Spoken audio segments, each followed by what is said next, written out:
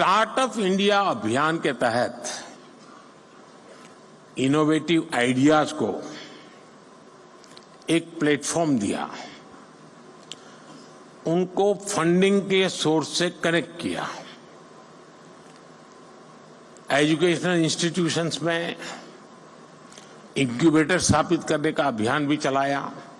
हमने बिल्कुल उसका बाल वाटिका शुरू की, अटल टिंकरिंग लैब, जैसे एजुकेशन में सबसे शुरू होता है ना केजी का, वैसा ही हमने शुरू किया। और इससे फिर एक स्टेज आकर गया, इंक्यूबेशन सेंटर बनते गए। टियर 2, टियर 3 शहरों के नौजवानों के लिए भी अपने आइडियाज को इंक्यूबेट करने की सुविधा मिलने लगी। आज पूरा देश गर्व से कह सकता है कि हमारा स्टार्टअप इकोसिस्टम सिर्फ बड़े मेट्रो शहर तक सीमित नहीं है। और अभी छोटी सी फिल्म में भी दिखाया गया, ये देश के 600 से अधिक जिलों तक पहुंच चुका है। इसका मतलब है ये एक सामाजिक कल्चर बन गया है, और जब कोई सामाजिक कल्चर बन जाए तो फिर उसको रुकने का कोई कारण ही नहीं होता है। वो नई नई ऊंचाइयों को प्राप्त करता ही करता जाता है। भारत की स्टार्टअप क्रांति का नेतृत्व आज देश के छोटे शहरों के युवा कर रहे हैं।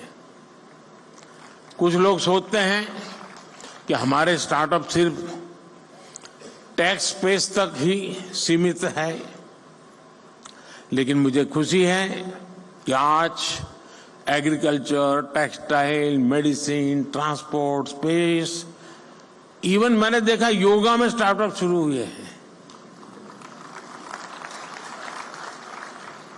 आयुर्वेद में स्टार्टअप शुरू हुआ है, और एक दो नहीं, मैं रुचि लेता हूं तो देखता रहता हूं। 300, 400 की संख्या में है, और हर एक में एक से बढ़कर एक न कुछ नया है जी। कभी तो मुझे भी सोचना पड़ता है कि मैं योगा कर रहा हूं वो ठीक है कि स्टार्टअप वाला कह रहा है वो योगा ठीक है।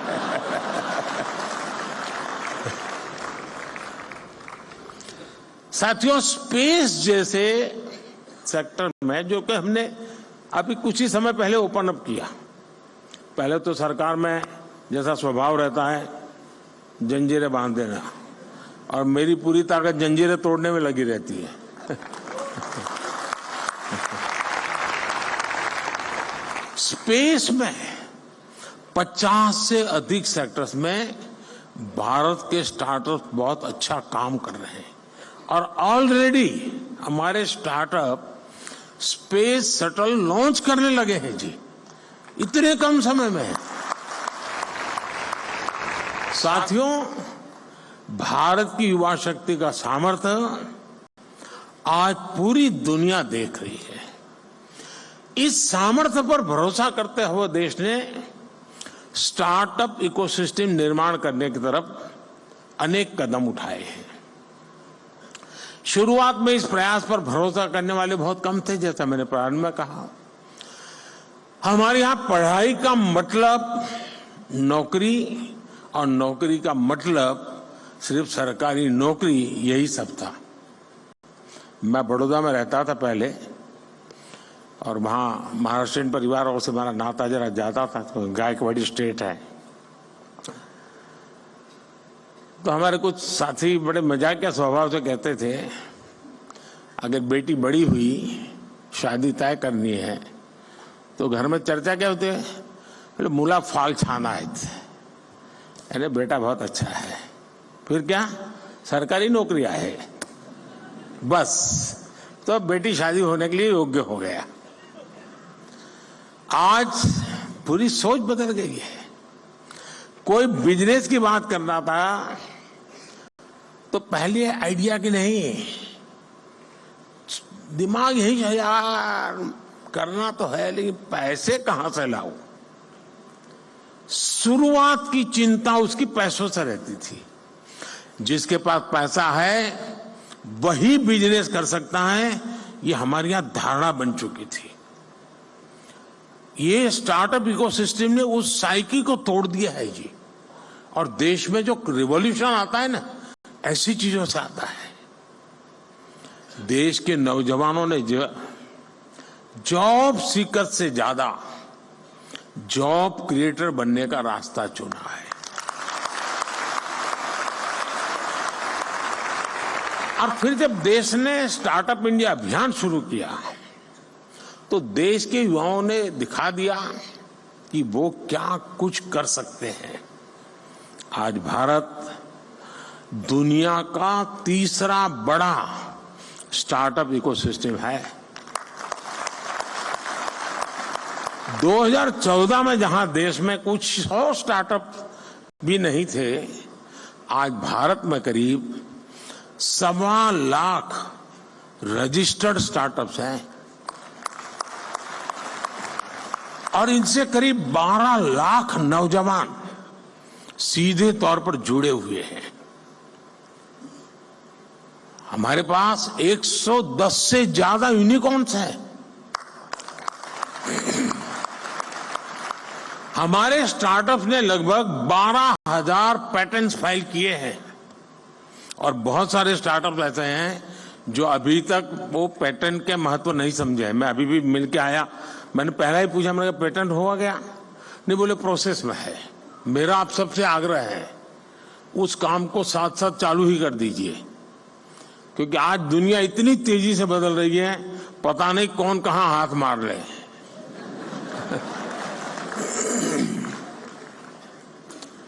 और देश ने कैसे इनकी हैंड होल्डिंग की है, उसका एक और उदाहरण है जेम पोर्टल। यहां पर उसकी व्यवस्था है, आप देख सकते हैं।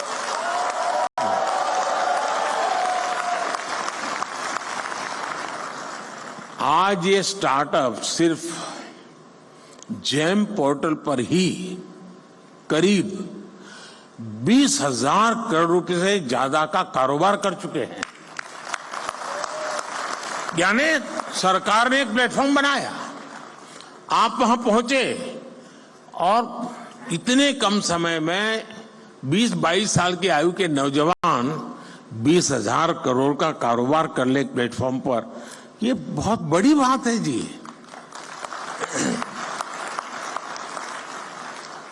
आप सभी इस बात के गवाह हैं कि आज का युवा अब डॉक्टर, इंजीनियर के साथ साथ एक इनोवेटर बनने का सपना, अपने स्टार्टअप का सपना भी देखने लगा है।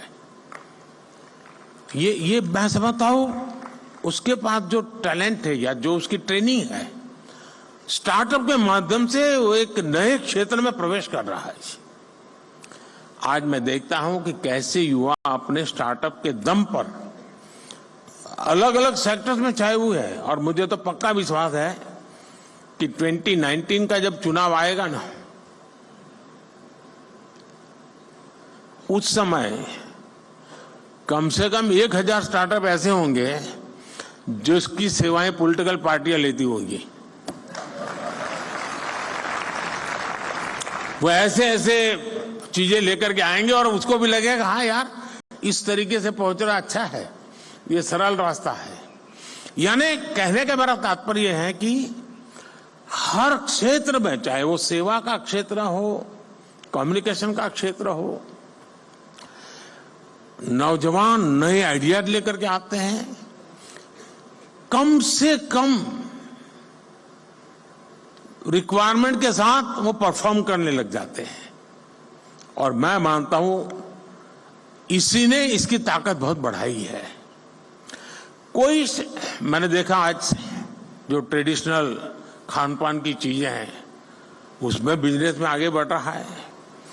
कोई मेडिकल के इक्विपमेंट इस प्रकार से बना रहे हैं कि भाई आपको अब आसानी से आप अपना देख सकते हैं।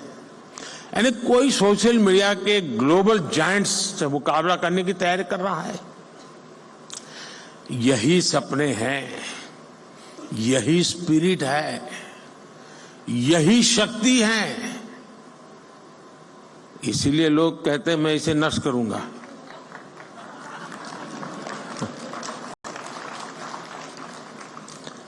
एक तरह से मैं कह सकता हूं कि कुछ वर्ष पहले देश ने पॉलिसी प्लेटफॉर्म पर जो स्टार्टअप लॉन्च किया था वो सफलता की नई ऊंचाइयों को छू रहा है। साथियों, स्टार्टअप्स को देश के डिजिटल इंडिया अभियान से जो मदद मिली है, और मैं मानता हूं कि यूनिवर्सिटीज ने इसे केस स्टडी के रूप में स्टडी करना चाहिए, वो अपने आप में एक बहुत बड़ा इंस्पिरेशन है। हमारे फिनटेक स्टार्टअप्स को यूपीआई से बहुत बड़ी मदद मिली है। भारत में ऐसे इनोवेटिव प्रोडक्ट्स और सर्विसेज तैयार हुई हैं जिससे देश के हर कोने में डिजिटल सुविधाओं का विस्तार हुआ है। और साथियों, आपको अंदाज नहीं है कि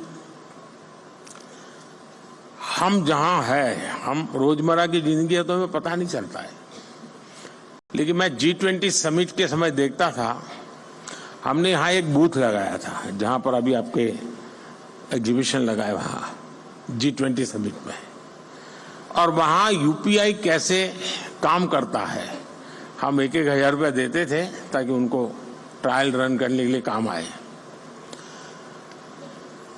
हर एक एम्बेसी अपने टॉप मोस्ट लीडर को वहां ले जाने का आग्रह रखते हुए जरा वहां देखें एक बार, यानी वहां लाइन लगी रही थी बड़े बड़े नेताओं की कि यूपीआई है क्या, काम कैसे करता है, और उनके लिए बड़ा अजूबा था। हमारे यहाँ गांव में सब्जी वाला भी बड़े आराम से कर लेता है।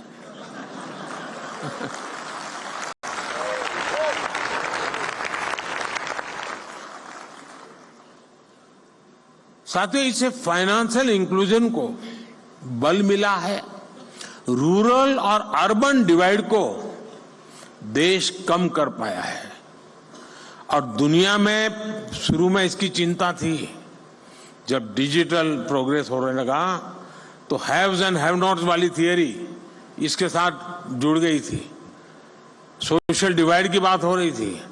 भारत ने टेक्नोलॉजी को डेमोक्रेटाइज कर दिया है, और इसलिए हैव्स एंड हैव नॉट्स वाली थियरी मेरे यहां चल नहीं सकती है।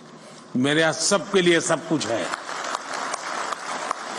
आज एग्रीकल्चर हो, एजुकेशन हो, हेल्थ हो, इनमें स्टार्टअप के लिए नई संभावनाएं बन रही है। मुझे इस बात की भी खुशी है कि हमारे 45% से ज्यादा स्टार्टअप्स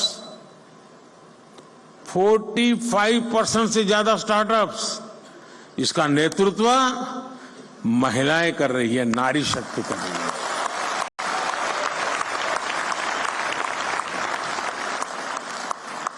इस ताकत का कोई अंदाज नहीं लगा सकता जी। ये पूरा एडिशनल बेनिफिट है देश को। हमारी बेटियां कटिंग एज इनोवेशन से देश की समृद्धि की तरफ ले जा रही है जी। साथियों, इनोवेशन का एक कल्चर विकसित भारत के निर्माण के लिए नहीं बल्कि पूरी दुनिया के बेहतर भविष्य के लिए भी बहुत जरूरी है। और मैं बहुत जिम्मेवारी के साथ कहता हूं, विश्व के बेहतर भविष्य की बात मैं कर रहा हूं, और मेरी ताकत पर नहीं, आपके सामर्थ्य पर मेरा भरोसा है।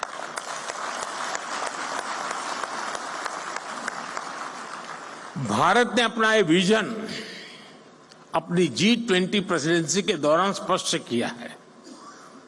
इसी प्रीमाइसिस में G20 समिट हुई। विश्व के सभी बड़े नेता कोविड के बाहर दुनिया को कहां ले जाना इसके लिए खड़े बैठे थे, और इसी मंडप पे मेरा देश का यंग माइंड बैठा है जो 2047 तक जाने का रास्ता तय करने वाला है।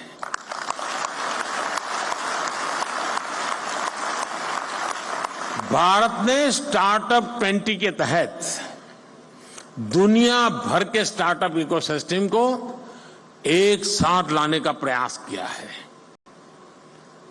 इसी भारत मंडप में G20 के दिल्ली डिक्लेरेशन में पहली बार स्टार्टअप्स को न सिर्फ इंक्लूड किया गया बल्कि उन्हें नेचुरल इंजन ऑफ ग्रोथ भी माना गया।